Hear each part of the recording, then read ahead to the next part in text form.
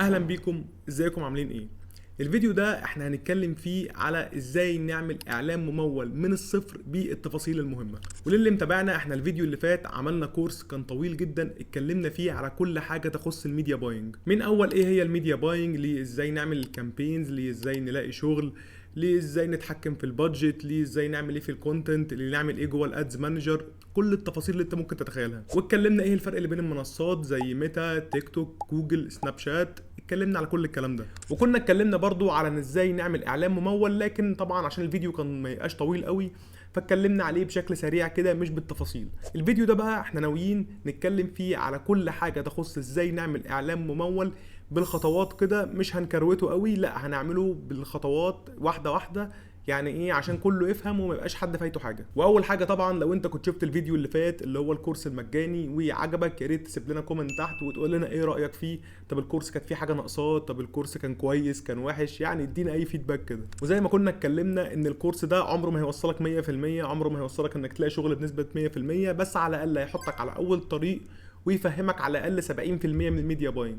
و70% ده حلو جدا وانا مرضي كمان. وعشان نعمل كامبين بشكل صحيح بالتفاصيل، فاحنا ما حبيتش احط كل البلاتفورمز كلها نبتدي بيها. انا قلت ان الفيديو ده هنبتدي الاول بميتا وتيك توك بما انهم اكتر حاجه منتشره، لكن بالنسبه لي هي افضل حاجه واكتر حاجه فعلا فيها تفاصيل هي جوجل ادز، وان شاء الله دي هبقى اعملها في فيديو تاني بعد كده. لكن خلينا نتكلم دلوقتي على ميتا وعلى تيك توك وازاي نعمل اعلان مظبوط بنسبه 100%. وفي الفيديو ده برضو هنتكلم بالتفاصيل الاعلان ده، سواء احنا عاملينه عندنا برودكت عايزين نبيعه يعني سيلز، ولا احنا مثلا حاجه زي العقارات ولا الكورسات وكده، فبتبقى الكامبين ساعتها ليدز، ولا انا عايز اجيب لايكس وكومنتس وانجيجمنت والحاجات دي، ولا انا ببيع مثلا ابلكيشن فبعملها اب بروموشن. كل الكلام ده هنتكلم عليه في الفيديو ده. وفي الفيديو ده ان شاء الله هتكلم بالتفاصيل ازاي تعمل الكامبين بشكل صحيح وازاي تظبط السيتنجز بتاعتها. ويلا بينا بقى دلوقتي نبتدي الشغل اللي بجد.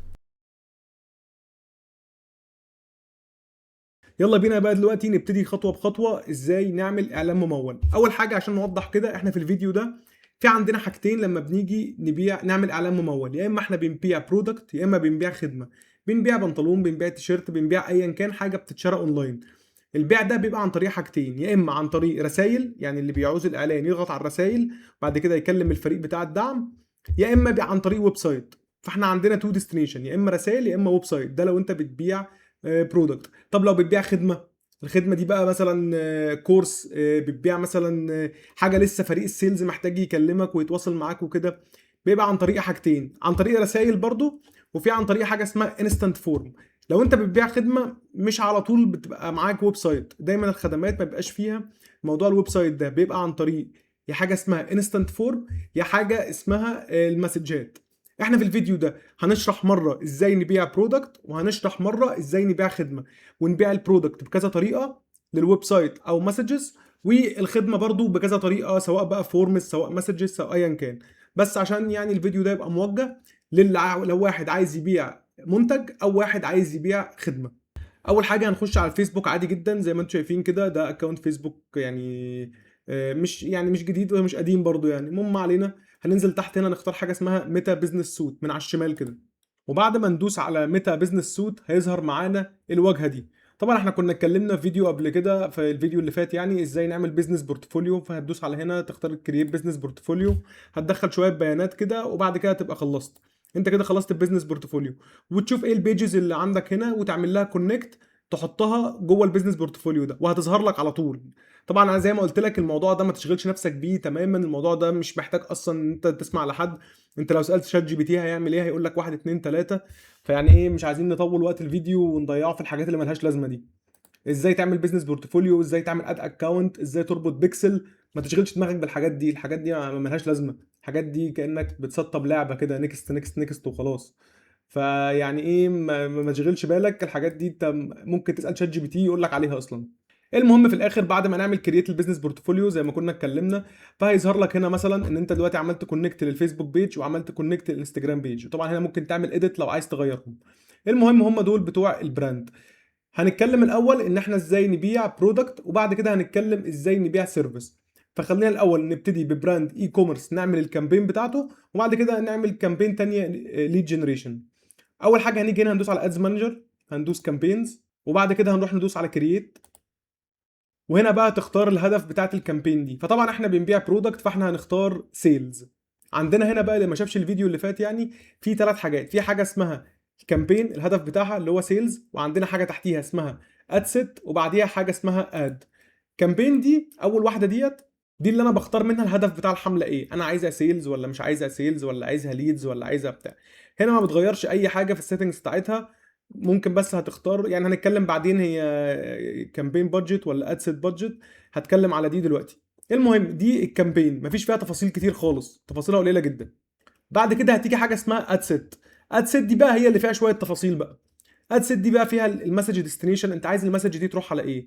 عايز المسج دي تروح للويب سايت، عايزها تجيلك في مكالمه، عايزها تجيلك مسج عاديه على الانستجرام او على الفيسبوك او كده، اللي يشوف البرودكت مثلا يبعت لك على على المسجز او كده، ولا انت البيع عندك على طول عن طريق الويب سايت. خلينا نبتدي دلوقتي في البيع عن طريق الويب سايت، وبعد كده هنتكلم عن طريق المسجات. وعندك تحتيهم بقى رقم 3 حاجه اسمها الاد، وده الاد بقى اللي بترفعه سواء صوره سواء فيديو، بالكابشن بتاعه بالكرييتيف بتاعته بكل حاجه. ده سريعا بقى كده، تعالى ناخدهم كده واحده واحده. اول حاجه الكامبين، تعالى مثلا نسميها سيلز كامبين. وبعد كده هتيجي تنزل تحت، هيظهر لك حاجتين، الكامبين بادجت اوبتمايزيشن او الادسيت بادجت اوبتمايزيشن. ده ايه الفرق بينهم بقى؟ دي انت عايز الكامبين واحده بس هي اللي تصرف الفلوس، ولا انت عايز كذا ادسيت؟ يعني انت ممكن تعمل كذا ادسيت وكل ادسيت فيها كذا اد، بس يفضل ان انت الادسيت اللي تعملها ما تحطش فيها اكتر من اعلانين عشان توزع الصرف عليهم. فاحنا خلينا دلوقتي ان احنا نبتدي نعملها ادسيت بادجت. يعني مثلا ده كانك بتقول ان انا هدي 500 جنيه للكامبين دي، وهي فيها 2 ادسيت، كل واحده هتاخد 250 جنيه، تمام. انما لو انا عملتها كامبين بادجت دي ممكن تدي الواحده 400 جنيه وتدي الواحده 100 جنيه، او ممكن تدي الواحده 500 جنيه كلهم وما تديش للتانيه حاجه خالص. فدايما خليك لو انت في الاول وستارت خليك في الادسيت بادجت. هنا بيقول لك شير اب تو 20% اوف بادجت وذ اذر ادسيت. يعني مثلا لو في كامبين واخده 200 جنيه والكامبين تاني واخده 200 جنيه، طب ال 200 جنيه الاولانيه دي جايبه نتائج احسن شويه، فاخد 20% من ميزانيه اللي هي مش كويسه دي احطها هنا. يعني سيبها، يعني هي مش كويسه ومش وحشه، بحيث انها ما بتعملش اي حاجه، فمش فارقه سيبها او ما تسيبهاش. ده بس كل اللي بتحتاجه في موضوع الكامبين. نرجع بقى بعد كده هندوس على الادسيت. تعال نسميها مثلا ادسيت 1. هنا اول حاجه هيقول لك انت عايز ايه، هنقول له عايزين كونفرجن فروم اول اودينس، احنا عايزين كله يشتري، القديم واللي يعرفنا واللي ما يعرفناش وكل حاجه. ايه هدفك من هنا؟ طبعا ماكسيمم نمبر اوف كونفرجن. هنا عندك بقى لو انت عايز ماكسيمم نمبر اوف لينك كليكس، ناس كتير تخش على الموقع، ناس كتير تعمل لايكات، لكن احنا هدفنا هدف مبيعات صرف. وبعد ما اخترناها ماكسيمم نمبر اوف كونفرجن، هنيجي هنا على الداتا سيتس، والداتا سيتس دي اللي هي البكسل. وكنا اتكلمنا في الفيديو اللي فات ازاي نعمل بيكسل، اتكلمنا فيه سريعا كده. طبعا يعني زي ما قلت لك الموضوع ده يعني مش محتاج ان احنا نضيع منه وقت. الموضوع بسيط جدا، انت بتعمل كرييت نيو داتا سيتس من هنا او من الايفنت مانجر هنا من على الشمال، وبعد كده هيدخلك من اللينك على شوبيفاي. الموضوع كله يعني خطوات مملة، فيعني ما تشغلش بالك من موضوع البيكسل ده. المهم بعد ما تكريت البيكسل يعني ويبقى معمول تمام ومظبوط وكده زي ده، بتختار طبعا الكونفرجن ايفنت بتاعك ان هو يبقى بيرشيس ده يعني مبيعات. طبعا انت بيجي لك كل حاجه سواء بيمنت انفو اد تو كارد انيشيت تشيك اوت، بس احنا بنحددها تبقى بيرشيس.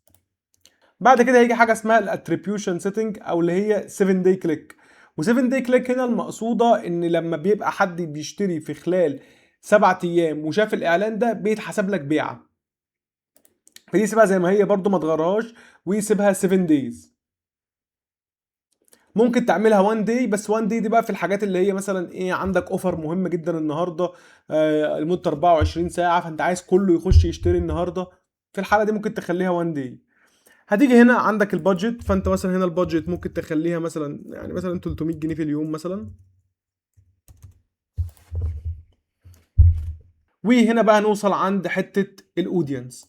الاودينس ده يعني الجمهور، انت عايز الجمهور بتاعك طبيعته ازاي؟ هقول لك بقى. انت لو انت البيكسل اللي معاك ده شغال قبل كده وجه عليه مبيعات كتير والكلام ده، سيبها برود. كده كده البيكسل هيعرف يوجهك للناس الصح اللي عايزه تشتري. لكن الفكره لو انت لسه بتبتدي من الاول، فمش افضل حاجه انك تسيبها برود. وبرود دي يعني ايه؟ برود دي يعني انت لا تحط عمر ولا تحط سن ولا تحط اي حاجه. فده يعني افضل حاجه في الموضوع ده ان انت تحط تارجتنج. بس الكلام ده لو اكونت لسه جديد خالص من الصفر. لو اكونت عليه داتا قبل كده، لا سيبها زي ما هي كده وما تعدلش هنا اي حاجه. هتحط تارجتنج زي ايه؟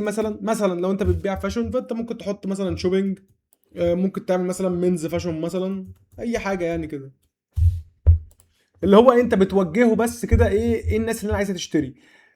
ده لو اكونت جديد لسه بادئينه من سكراتش، لكن لو اكونت قديم سيبه برود زي ما هو، يعني ما تغيرش فيه حاجه. عندك هنا بعد كده حاجه اسمها البليسمنت، انت عايزه على ايه؟ عايزه كل الديفايسز ولا لا؟ نقول له اه طبعا كله، سواء ايفون سواء اي او اس اندرويد كل حاجه.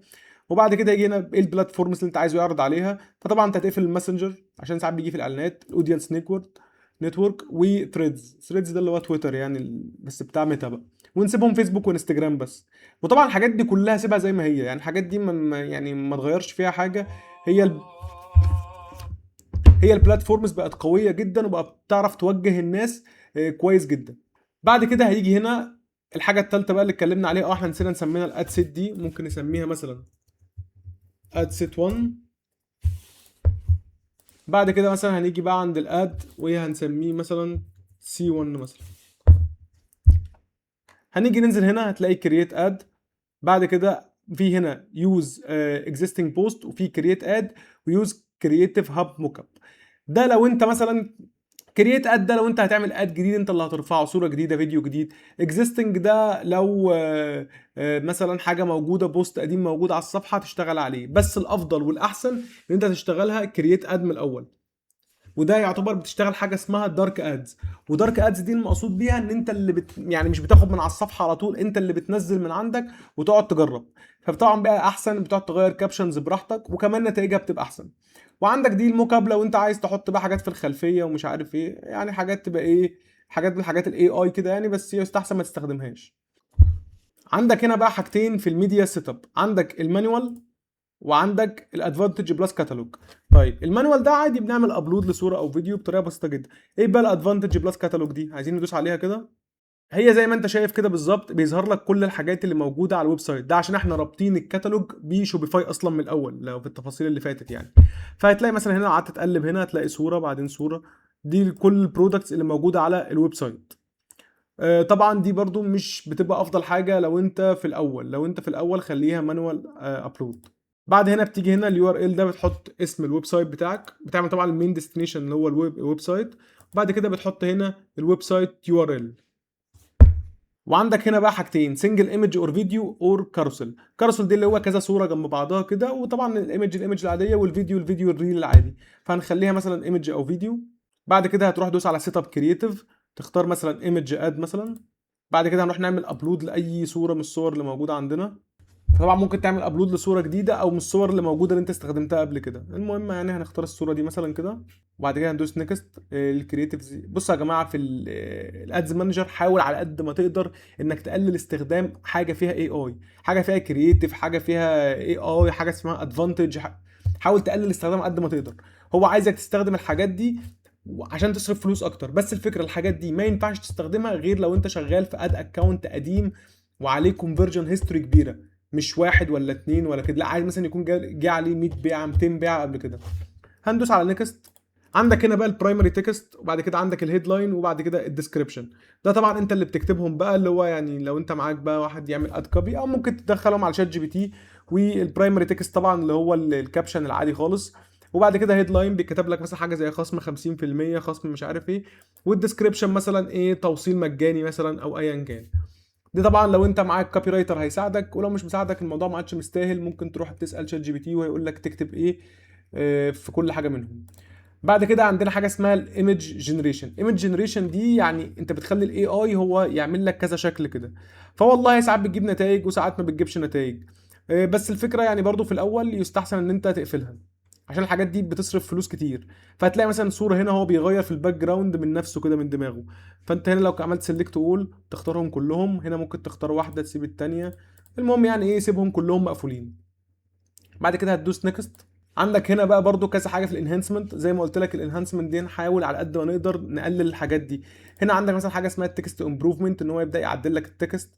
عندك هنا ان هو يزود ميوزك، يزود انيميشن، فيجوال تاتش اب، بتلاقي في حاجات خارجه وداخله من الفيديو كده. هتلاقي مثلا انيميشن مثلا زي الصوره اللي على اليمين دي. شوف هتلاقي الصوره كانت بعيده بعدين كانت قريبه بعدين بعدت. يعني زي ما قلت لك بقى الحاجات دي ممكن تجربها كده تشوفها جايبه نتائج مش جايبه نتائج كده. بس يعني مش افضل حاجه ان انت تستخدمها. بعد كده هتدوس دن وخلاص. طبعا اللي محتاج تكتبهم بقى هنا اللي هم الحاجات اللي كانت جوه اللي احنا ما عملناهاش، البرايمري تكست والهيدلاين والديسكربشن. وبعد كده مثلا الكول تو اكشن تعمله بقى جيت اوفر او اي حاجه من الحاجات دي. خلاص كل حاجه مظبوطه، الكامبين جاهزه جدا انها تطلع. الموضوع اسهل من السهوله، الموضوع اصلا اللي احنا بنعمله مانوال ده دلوقتي بقى بيتعمل عن طريق كلود، كل اللي احنا بنعمله ده. فانا بشوف اصلا اللي احنا بنعمله في الفيديو ده كله اساسا يعتبر ملوش لازمه.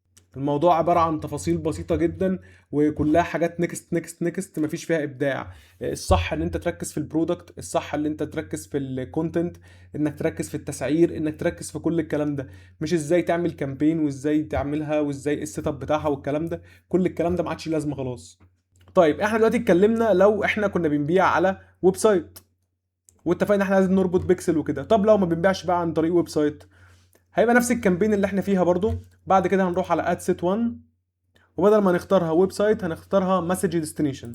وبقيت السيت اب كله زيه زي ما هو بالظبط، بس كده بدل ما هتيجي هتبيع من على الويب سايت، لا انت هتبيع الناس تبدا تكلمك في المسجات، وبعد كده تبدا انت تواصل معاهم وتبيع لهم عن طريق المسجات. وهنا بقى عايزه اوتوماتيك تيجي عليهم كلهم، ولا عايزه مانوال مثلا المسجات تيجي على الواتساب بس، دي بقى بتاعتك انت حر. وبقيت السيت اب طبعا بيبقى كله زي ما هو. نفس برضو الاد سيت بتختار فيها اللي انت عايزه. ممكن السن مثلا بنبيع حاجه للشباب تبقى من 18 ل 35 مثلا ولا 34. وبس كده الباقي كله زي ما هو، والباقي اصلا يعني كمان ما عدتش تغير فيه حاجه، يعني سيبه زي ما هو كده. وبعد كده هتوصل للكرييتيف برضو نفس الكلام بنفس الكابشن بنفس كل حاجه، بس مش هيظهر لك حته بقى ان انت تحط الويب سايت، لا انت هتظهر لك كرييت اد على طول. فالموضوع اسهل من السهوله، المهم بس انك تفهم الاستراكشر بتاعه. وبعد كده اصلا هنتكلم ان انت ازاي بالاي اي تعمل كل الكلام ده. دلوقتي احنا اتكلمنا لو كامبين سيلز بنبيع عن طريق الويب سايت او بنبيع عن طريق المسجز. دلوقتي بقى عايزين نتكلم على كامبين الليد جنريشن. الليد جنريشن ده لو احنا بنبيع خدمات، هل نبيعها برضو ازاي؟ عن طريق الانستنت فورم ولا عن طريق المسجات؟ هنتكلم عليها بقى دلوقتي.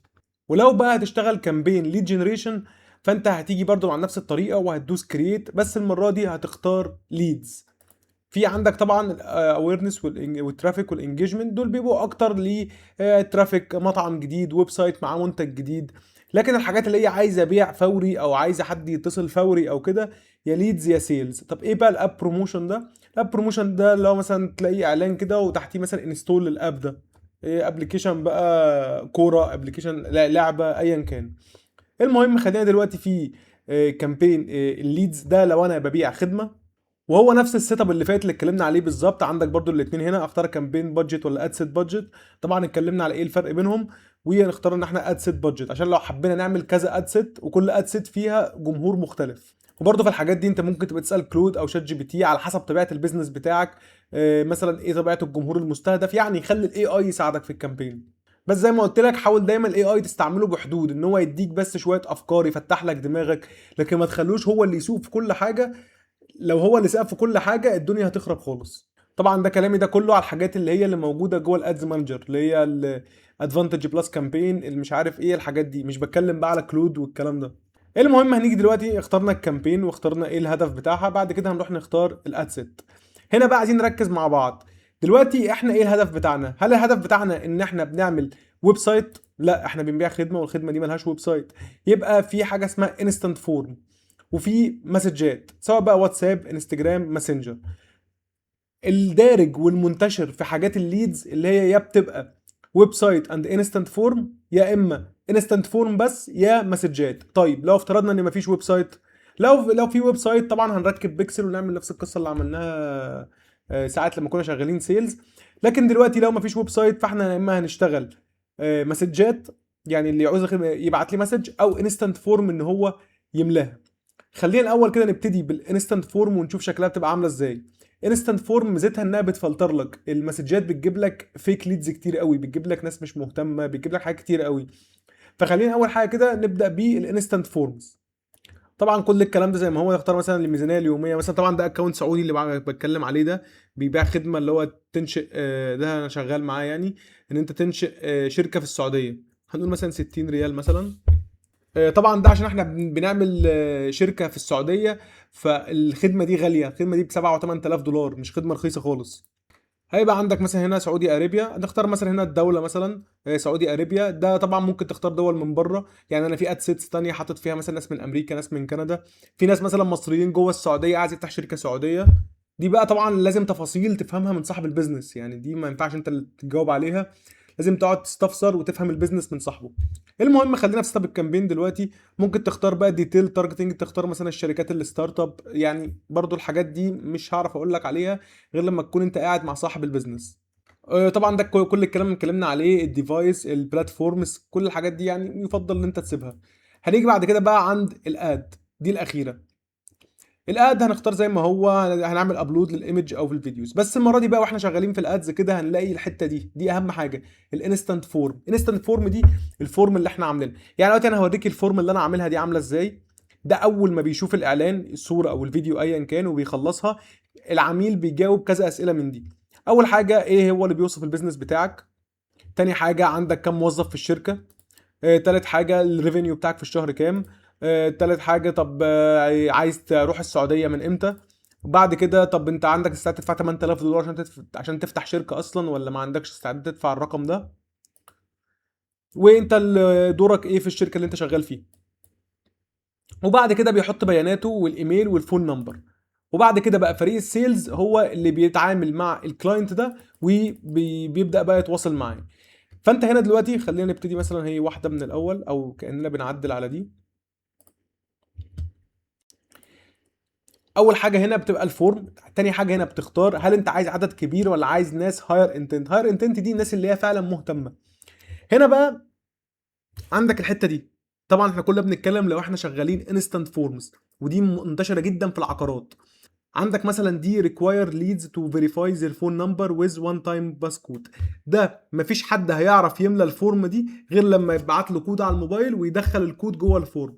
طب دي ليها ميزه وليها عيب، ايه بقى الميزه وايه العيب؟ الميزه ان هي بتفلتر لك الناس قوي، العيب ان ممكن واحد يكسل، واحد ما يرضاش يحط رقمه، يخاف ان ده هاك كده. انا عن نفسي في سيرفيس زي دي انا عاملها، في حاجات تانية لا انا مش عاملها، يعني برضو هوريكم حاجات مثلا كورسات دلوقتي مثلا انا مستخدم فيها الموضوع ده، لا مش حاطط فيها الموضوع ده خالص. عندك هنا الفليكس فروم ديليفري دي ممكن تقفلها، ده يعني مثلا ايه حاجات برضو الاي اي يدخلها لك، يشيل سؤال يحط سؤال فاقول له لا شكرا احنا عايزينه. بعد هنا بتدخل الانترو والهيدلاين اللي هو الكلام اللي موجود دوت اللي هو الكلام ده يعني، ما علينا. بعد كده بقى بتبدا تحط فتره الكويستشنز. الكويستشنز دي انت اللي بتاد الكويستشن، يعني انا مثلا الكويستشن ده مثلا بعمله ديسكرايب يور سيرفيس، مثلا انت ستارت اب ولا كونسلتنج او كده، مثلا الانوال ريفينيو بتاعك بيوصل لك كام في السنه، تحت ال 100000 فوق ال 100000 من 500. طبعا في العقارات بقى بتبقى اسئله مختلفه، طبعا الاسئله دي مش انا اللي ببقى قايلها، الاسئله دي ببقى متفق معاها مع صاحب البيزنس، بقعد اديله شويه اقتراحات كده لحد ما يوافق. فانت برضو لازم عشان الاسئله دي تقعد مع صاحب البيزنس، يعني لو في العقارات تكتب البادجت بتاعتك كام، المساحه اللي انت عايزها كام، عايز حاجه مثلا استلام فوري ولا عايز حاجه استلام بعيد، عايز حاجه كاش ولا تقسيط. ده عشان ساعتها بقى لما الفريق او التيم بتاع السيلز بيبدا يكلم الشخص ده، بيعرف بقى خلاص هو عارف كل بياناته، مش زي المسجات بتبعت وخلاص. وبعد كده دي البوليسي، تحط الويب سايت وبس كده، ده كده بتكون خلاص، بتحط شكرا في الاخر. بعد كده في حاجه اسمها اديشنال اكشن، ده انت عايزه بعد ما يملى الفورم ويوصل للحته دي يقول لك ثانكس يو ار اول سيت. عايزه يعمل فين، يروح على الويب سايت ولا يبعت شات على الواتساب؟ فاحنا مثلا بفضل ان هو يروح على الويب سايت. فبس دي كده الليد فورمز. الفورمز زي ما انت شايف كده هي عباره عن اسئله بتتسال في نطاق البيزنس اللي انت شغال فيه، والاسئله دي لازم تكون محطوطه بشكل كويس جدا عشان تعرف تفلتر العميل اللي محتاج انك تعمل له الخدمه دي. عشان انت لو من البيانات دي لقيت واحد مش مهتم فانت اصلا مش هتكلمه.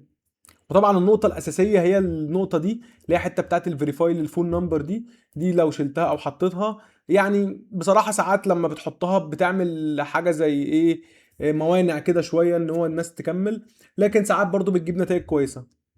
وبعد كده دي عندك الفورم، زي دي كذا فورم مثلا انا كنت بجربهم كلهم، هي في ريل استيت، في عشان الشركه دي يعني بتعمل كذا حاجه، ريل استيت واقامات وحاجات كده، بس دلوقتي انا شغال في موضوع اللي هو الاقامه وفتح الشركه يعني. المهم ايا كان، وبعد كده بقى بتروح ترفع الصوره او البوست او الفيديو بتاعك ايا كان من سيت اب كرييتيف هنا، زي بقى ما كنا اتكلمنا ترفع الصوره او الفيديو او كده. فدي الطريقه اللي بتعمل بيها الانستنت فورمز. الانستنت فورمز ما فيش فيها حاجه صعبه، الانستنت فورمز فكره بس ان انت لازم الاسئله تكون ذكيه جدا، ما تكونش كتير قوي اكتر من اللازم عشان اللي بيملاها ما يزهقش، وانك تعرف تفلتر الكلاينت اللي جاي ده. وده مثلا اللي جبته لك ده دلوقتي اد اكونت تاني، بس الاد اكونت ده بيبيع كورسات برمجه. طبعا عامل كذا اد سيت، ويعني كل اد سيت فيها انواع كرييتيفز معينه. يعني نسيبنا من القصه دي، عايزين بس نوصل عند الانستنت فورم، دي اهم حاجه. ده شكل الفورم اللي احنا عاملينها. اول حاجه بنساله ايه مستواك الحالي في البرمجه. طبعا انا كنت عايز اوريك واحده بالعربي وواحده بالانجليزي. بعد كده بتساله جربت قبل كده كورسات مش عارف ايه حاجات كده. بعد كده بتساله مثلا البتاعه دي لمده 6 شهور، فانت عندك استعداد تلتزم ولا لا. بعد كده بتقول له مثلا انت اللي بيهمك اكتر دلوقتي ايه، التفاصيل والسعر ولا القيمه اللي هتاخدها. يعني بتحاول ايه ان انت تسهل على فريق السيلز لما يجي يكلم الراجل ده يكون معاهم داتا كتيره جدا. وبعد كده بيقول له هدفك من الدبلومه، ليك مشروع خاصه ولا انت في الكليه لسه، ولا عايز تشتغل فريلانسر ولا ايه بالظبط. بعد كده طب انت عايز نتواصل معاك امتى، الصبح ولا بالليل ولا المغرب ولا مش عارف ايه. وبعد كده بيحط اسمه ورقم تليفونه. وبعد كده بيعمل موضوع الفيريفيكيشن ده. وبعد كده بيبقى اتقال له بقى ايه شكرا ومش عارف ايه، تم استلام بياناتك بنجاح وهنتواصل معاك وكل الكلام ده. فهو كل الحاجات دي بتساعد تفلتر الليد كويس جدا لفريق السيلز.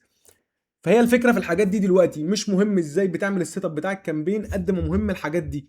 المهم ان انت معاك كرييتيف يكون كويس، ومعاك اسئله كويسه تعرف تفلتر بيها، وساعتها هتعرف توصل وتبيع الخدمه بتاعتك، سواء بقى انت بتبيع كورس، بتبيع عقار، بتبيع اي حاجه عن طريق الليد جنريشن يعني. والليد جنريشن والله العظيم فيها فلوس اكتر من الاي كوميرس 100 مره، بس محتاجه بس اللي يركز فيها. طيب ده دلوقتي الليد جنريشن لو انا هعملها انستنت فورم. والانستنت فورم زي ما انت شايف في اخرها بتقعد تقول له، عندك القدره انك تقول له يا اما تروح على الواتساب يا اما تروح على الماسنجر يا اما تروح على الويب سايت، انت اللي بتحدده، بس طبعا بعد ما بيكون ملا البيانات. طيب عايزين نتكلم بقى في حاجه تانية دلوقتي. لو احنا مثلا عايزين نعمل كامبين تانية ليد جنريشن بس مسجات. الليد جنريشن المسجات عيبها ان بتجيب لك عدد كبير جدا والكواليتي الليدز بتبقى قليله جدا. لكن انت لو بتبيع سيرفيس رخيصه قوي وسيرفيس الناس كلها مهتميه بيها، زي مثلا كورس رخيص قوي او كده، فساعتها هتبقى كويسه وهتجيب معاك نتائج كويسه. الموضوع الانستنت فورم ده بيبقى غالي شويه. وفي كمان بقى نوع ثالث بس ده ممكن ابقى اتكلم عليه بعدين.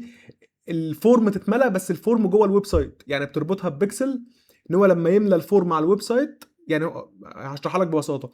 انت بتخش على الاعلان، بعد الاعلان بتشوف الاعلان، بعد كده بيكتب لك مثلا جو تو ويب سايت او كده، بعد كده بتخش على الويب سايت، بعد كده بتملى الفورم جوه الويب سايت. بعد كده خلاص ده ظهر لي ان هو ملى الفورم جوه الويب سايت من الاعلان. طبعا دي بتبقى اعلى في الفلوس جدا، لكن بتجيب كواليتي عميل محترمه قوي. لكن المتوسطه هي الانستنت فورم اللي هي بتاعت ميتا اللي احنا شرحناها من شويه. المهم لو احنا عايزين نشتغل بقى مسجات، فاحنا هنيجي هنا عن الكونفرجن لوكيشن اللي هو جوه الاد سيت زي ما اتفقنا. طبعا بقى انا مش هقعد اعيد الكلام ده كله من الاول، يعني خلاص عرفناها. عندك ماسنجر، انستجرام، واتساب، اللي انت عايزه. هنعملها مثلا واتساب. وبترجع تاني بقى تحط بقى مثلا الفيسبوك بيج بتاعتك اللي انت شغال عليها. وبعد كده بقى كل حاجه زي ما هي تاني، الاودينس اللي مش عارف ايه. بعد كده تخش بقى على الاد وترفع الكرييتيف بتاعك وكل الكلام ده. ساعتها بقى المسجز هتيجي، يعني اللي يشوف الاعلان يضغط على المسج ويروح على الواتساب. مفيش فورم بقى ولا في الكلام ده. دي زي ما قلت لك عيبها ان بتجيب لك عدد كبير جدا، ونسبه الناس اللي مش كواليفايد بتبقى نسبه كبيره فوق ما تتخيل. فانت دلوقتي احنا في الفيديو ده اتكلمنا على لو احنا كامبين سيلز بنبيع ويب سايت او بنبيع مسجات. واتكلمنا ليه طبعا قلنا السيلز دي لو انت بتبيع مثلا. طبعا في حاجات تنفع في الاثنين، يعني الكورسات مثلا تنفع في الاثنين، بس نادرا لما حد بيخش يشتري كورس على طول اونلاين، لازم يكلم حد من السيلز والكلام ده. فعشان كده بنعملها ليد. انما اشهر حاجه في السيلز هي طبعا الاي كوميرس اللي بيبيع تيشيرتات، بنطلونات، مجات، مش عارف ايه. دي السيلز. في بيدجات براندات بتبيع عن طريق الويب سايت، وبراندات بتبيع عن طريق المسجز زي ما عملنا. اما بالنسبه للليد جنريشن، الليد جنريشن طبعا اشهر حاجه فيها العقارات والعربيات وشركات السياحه اللي بيبيعوا يعني رحلات سياحه والكلام ده. كل ده بيبقى ليد جنريشن. عندك برضو طريقين، يا اما تعملها عن طريق الانستنت فورم يا اما تعملها عن طريق المسجات. طب المسجات ايه عيبها؟ المسجات بتجيب لك عدد كبير جدا ملوش نهايه، ونسبه اللي مش كواليفايد عاليه جدا. الفورمز بتبقى حلوه بتفلتر، مش كله فاضي ان هو يقعد يملى الفورم ده. يعني لو واحد بيتسلى مش هيقعد يملى كل الكلام ده. ده بالظبط كل الفرق بين كامبين السيلز والليد جنريشن. طبعا احنا اتكلمنا بسرعه جدا، بس حاولنا نغطي على قد ما نقدر عشان مده الفيديو ما تزيدش. فانت دلوقتي لو عايز تعمل كامبين على ميتا، سواء سيلز او سواء ليد جنريشن، دلوقتي انت معاك كل الاساسيات اللي انت ممكن تستخدمها، مش محتاج حاجات كتير. اهم حاجه تركز ان الويب سايت يبقى حلو، اهم حاجه تركز ان البرودكت يبقى كويس، اهم حاجه تركز ان الكونتنت اللي بتشتغل عليه يبقى حلو، يبقى معاك انجلز كتيره. طبعا كل الكلام ده بقى بالتفاصيل انا كنت شرحته في الكورس اللي فات اللي هو كان لمده ساعتين. كل الكلام اللي عملناه في الفيديو ده يا جماعه النهارده صدقني هو يعني مش عايز اقول دونكي وورك عشان ما حدش يزعل يعني او بشتم نفسي، بس هو فعلا هو حاجات مش ذو قيمه قوي. هي كلها عباره عن سيت اب، كلها عباره عن عمال تدوس نيكست نيكست نيكست، اختار اودينس، اختار مش عارف ايه. الحاجات دي مهمه او كل حاجه، لكن الاهم ان انت بتعمل كونتنت كويس، الاهم ان عندك ويب سايت كويس، الاهم ان انت عامل تسعير كويس. كل ده الاهم. مش مهم انك تقعد تغير كل شويه في الكرييتيفز وتقفل اي اي وتفتح اي اي. اه الحاجات دي يعني ليها لازمه، بس الاساس ان عمر ما الاي اي هيفيدك في اي حاجه وانت ما عندكش كونتنت كويس، ما عندكش ويب سايت كويس، ما عندكش تسعير كويس، البرودكت بتاعك عليه اصلا ملوش طلب. طبعا البرودكت دي المقصود بيها بقى سواء منتج او سواء كخدمه. حبيت الفيديو ده ان انا يعني اوضح كل حاجه يعني الناس لسه بتبتدي يعني في موضوع الاعلانات المموله ده، بتمشي ازاي وايه الهدف منها وكده. اتمنى اكون وضحت كل حاجه. وبس كده وصلنا لنهايه الفيديو. يعني يا ريت تكتبوا لنا في الكومنتس بقى يعني لو الفيديو عجبكم يعني، او اللي وصل لحد المرحله دي يعني يقول لنا اي حاجه. لو الفيديو عجبكم يعني يا ريت تكتبوا لنا كومنت، ولو يا ريت تقولوا لنا الفيديو الجاي عايزينه يبقى عن ايه. وبس ان شاء الله هنعمل سلسله عن استخدامات الاي اي بقى، الكلود والحاجات دي كلها جوه الادز مانجر، ازاي بنستخدمها وازاي نعمل كامبين من غير ما نخش هنا اصلا من على كلود كوورك وكلود كود وكل الكلام ده. بس لو في برضو فكره عايزين نتكلم عليها يا ريت تسيبوها لنا تحت في الكومنتس. وان شاء الله نشوفكم على خير. سلام.